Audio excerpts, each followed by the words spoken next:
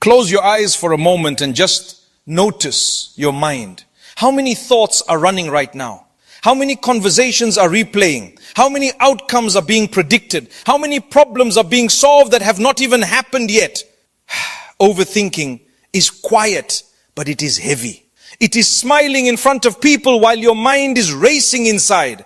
It is lying in bed exhausted yet unable to rest. It is trying to prepare for every possible future so you never get hurt. And strangely, it feels responsible. It feels like you are being careful. Like if you just think a little more, plan a little better, analyze one more angle, you will finally feel safe. But what if that safety never comes? What if the real reason you are tired is not your circumstances, but the weight of trying to carry what was never meant for you to carry? There is a kind of weight that belongs to effort, and there is a kind of weight that belongs to Allah. When we mix the two, we suffocate. Tonight I want to gently ask you something. What would happen if you stopped trying to control everything? What would happen if you did your part and then truly left the rest to Allah? Not as a phrase you say casually, not as something you post online, but as something you feel deep in your chest. Because everything changes when the heart shifts. Everything changes when you stop overthinking and start trusting. When something goes wrong, what is the first thing you do? Pause. And really think about that. When you receive bad news, when a message feels cold, when plans fall apart, when uncertainty suddenly enters the room, what happens inside you first? For many of us, it is not calm, it is a rush, a tightening in the chest, a sudden flood of thoughts, a need to fix it immediately. We reach for our phones. We search for answers. We start calculating possibilities. We imagine worst case scenarios before reality even settles. And almost automatically, we start carrying it alone. Most of us panic first and pray later. We analyze first and turn to Allah after we are already exhausted.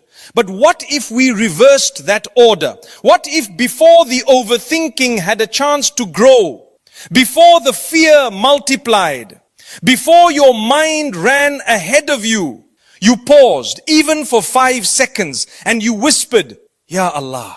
Not perfectly, not with long memorized words, just honestly, Ya Allah, help me understand this. Ya Allah, protect me from what I fear. Ya Allah, I do not want to carry this alone.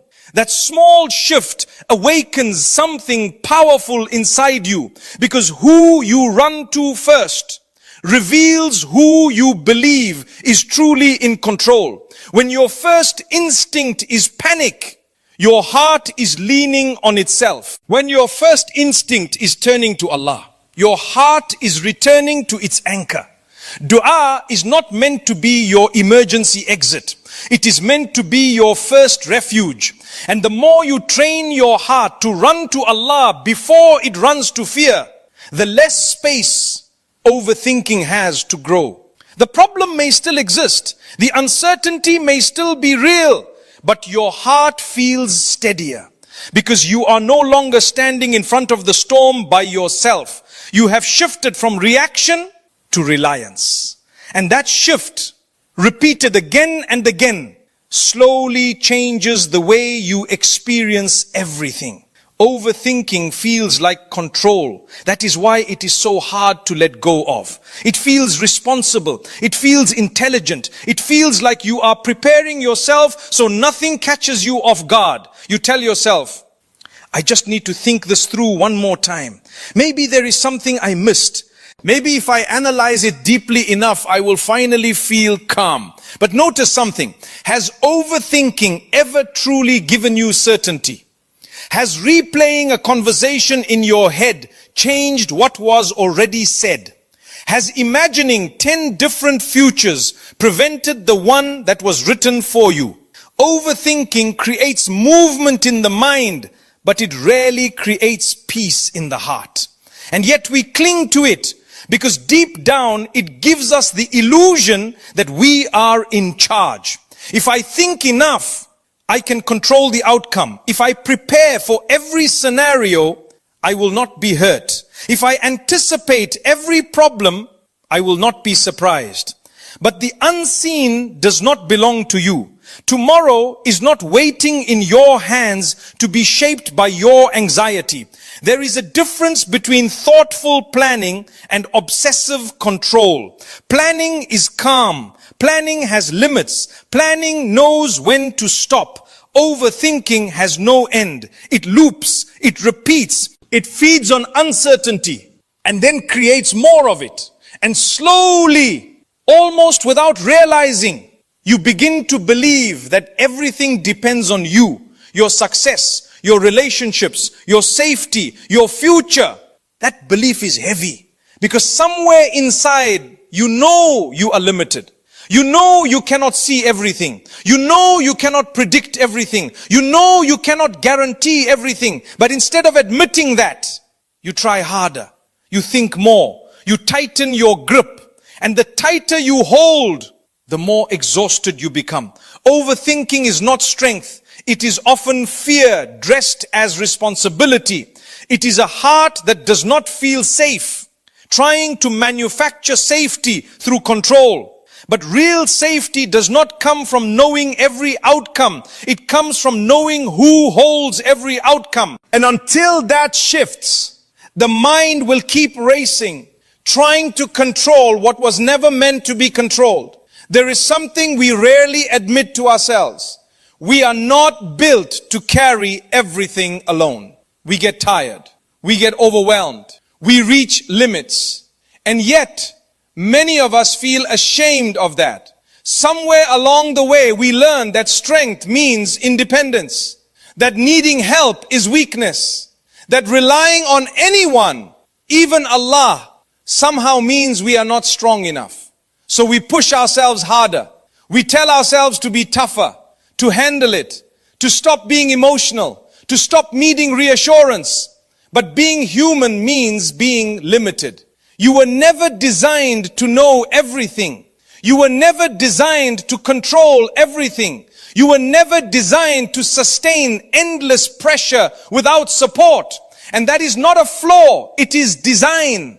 When you feel overwhelmed, it does not mean you are failing at faith. It means you are human. The real struggle begins when you refuse to accept that. When you try to step into the role of provider of outcomes, protector of the future, manager of every detail. That role was never yours. And trying to live in it will quietly drain you. There is a quiet relief that comes when you say, I cannot do this alone. Not in defeat, but in honesty. Ya Allah, I need you. That sentence is not weakness. It is alignment. It is stepping back into the place you were created to stand. A servant, not a controller. When you accept your limits, something softens inside you. You stop fighting reality. You stop pretending to be invincible. You allow yourself to depend. And dependence on Allah does not shrink you. It steadies you. Because instead of building your life on your fluctuating strength, you build it on something unshakable. Overthinking grows strongest when you believe everything rests on you. But the moment you remember that you are not the one holding the world together, your shoulders begin to relax. You were never meant to carry it all. You were meant to carry your effort and leave the rest where it belongs. What actually makes something easy? We often assume ease means the problem disappears, that the storm never comes, that life becomes smooth and predictable. But that is not always how it works. Two people can face the same situation, the same loss, the same delay, the same uncertainty. One feels crushed by it. The other walks through it with quiet steadiness. The difference is not always the size of the test. It is the weight inside the heart. Ease is not the absence of difficulty. It is the presence of support. There are moments in life when nothing about the situation changes, yet something inside you feels lighter.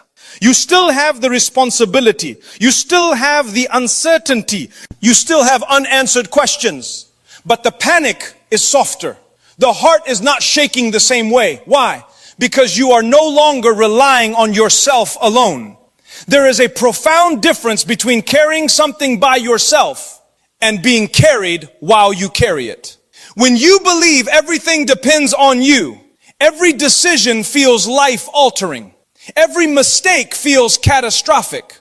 Every delay feels threatening. But when you sincerely leave the outcome to Allah, the pressure shifts. You still make effort. You still show up. You still try your best. But you are not gripping the result with fear. You understand that ease does not come from perfect circumstances. It comes from knowing that whatever happens, it passes through the wisdom of Allah first. That understanding changes the way you experience hardship. The storm may still blow, but you do not feel abandoned in it. The uncertainty may still exist, but it does not suffocate you. Because ease is not about control, it is about trust. And when trust settles into the heart, even difficult seasons feel different. Not painless, but possible. Not light, but bearable. And sometimes quietly, even transformative. Sometimes the real reason we cannot let go is because of how we see Allah. We believe in Him. We say we trust Him. But deep inside, our image of Him may still feel distant. As if He is watching from far away, observing, testing, measuring, and somehow waiting to see if we pass. When that is the image in your heart, of course you will overthink. Because you feel alone in the test. You feel like the responsibility is entirely yours. Like you must prove yourself. Like you must figure everything out before you deserve relief. But Allah is not a distant observer of your struggle. He is not unaware of your anxiety. He is not disconnected from your tears. He knows the thoughts that keep circling in your head. He knows the fears you never say out loud. He knows the silent questions that sit heavy in your chest. You are not explaining your pain to someone who does not understand. You are turning to the one who already knows. And that changes the way you pray. Because instead of feeling like you are reporting to a judge, you are returning to a source of safety. Instead of feeling evaluated, you feel seen. Think about the moments when your overthinking is loudest. Late at night, when the room is quiet, when there is no distraction left. In those moments, you are not alone. Even when no one else understands what is happening inside your mind, Allah does. And when that truth becomes real in your heart, not just a concept, something softens. You stop trying to perform strength. You stop trying to solve everything before turning to Him. You begin to speak honestly. Ya Allah, I am scared. Ya Allah, I do not understand. Ya Allah, I need clarity. There is no formality required, no perfection needed, just sincerity. And the more you see Allah as near, the easier it becomes to release control, because you are not leaving your life in empty space. You are placing it in the care of the one who has always been closer than you realized. Overthinking is not always about the future. Sometimes it is about avoiding the present. It is easier to stay in your head than to sit with what you feel. Easier to analyze than to admit you are hurt. Easier to plan than to admit you are afraid. Easier to calculate than to admit you feel rejected. Uncertain, small. Control can feel safer than vulnerability. If you stay busy thinking, you do not have to feel the weight in your chest. If you keep solving imaginary problems, you do not have to face the real emotion underneath. But unprocessed feelings do not disappear. They wait. They sit quietly beneath the noise of your thoughts. And the more you avoid them, the louder your mind becomes. You cannot heal what you refuse to feel. And feeling does not mean collapsing. It does not mean losing control. It means allowing yourself to be honest. There is a difference between drowning in emotion and bringing that emotion to Allah. When you bring it to Him, it becomes lighter. You can say, Ya Allah, this hurts. Ya Allah, I am disappointed. Ya Allah, I am scared of what might happen. You do not need perfect language. You do not need composed strength. You need sincerity. When you stop pretending in front of Allah, something inside you loosens. The pressure to appear strong begins to fade. The tension in your chest slowly eases. The tears you were holding back finally have somewhere safe to go. Overthinking keeps you trapped in your mind. Vulnerability opens your heart. And a heart that turns to Allah honestly does not break the same way. It bends, it softens, it releases. Sometimes the bravest thing you can do is stop trying to outthink your pain and instead sit with it in the presence of the one who understands it completely. You are not asked to suppress. You are not asked to pretend. You are invited to bring it all exactly as it is. And when you do, the need to control everything slowly begins to fade, because you are no longer running from what you feel. You are placing it where it belongs. Leaving it to Allah does not mean giving up. It does not mean becoming passive. It does not mean sitting back and doing nothing. That misunderstanding will be pleased with Him and will cause people to be pleased with Him. This means that when you prioritize your relationship with God, when you seek His love above all else, everything else falls into place. If love has never worked out for you, if every relationship has ended in pain, if your heart feels empty despite your efforts, maybe it's because God wants you to build your relationship with Him first. He does not want you to seek validation, love, or security from people who are temporary. He wants you to turn to Him, the one who never leaves, never disappoints, and never fails you. People may come and go. Their love may be conditional, but God's love is eternal.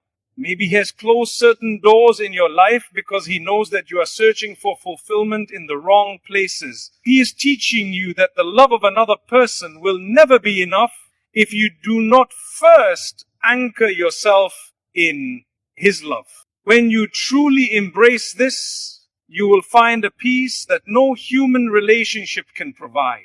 You will realize that you are already complete, that you do not need to chase love, because love is already within you. The love of your Creator, who knew you before you were born, who sees every tear you shed, and who is closer to you than your own heartbeat. Sixth reason, when you are being prepared for something greater. Sometimes, when love seems distant, when relationships don't work out, and when you feel isolated, it's not rejection, it's preparation. God removes certain things from your life, not to deprive you, but to prepare you for something far greater than you can imagine. Think of it this way. If a child reaches for something harmful, a loving parent will pull it away. Not because they want to hurt the child, but because they want to protect them. In the same way, God removes certain people, opportunities, and desires from your life, not as a punishment, but as a form of divine protection. You may have thought that a particular relationship was meant for you, that this person was the one, but God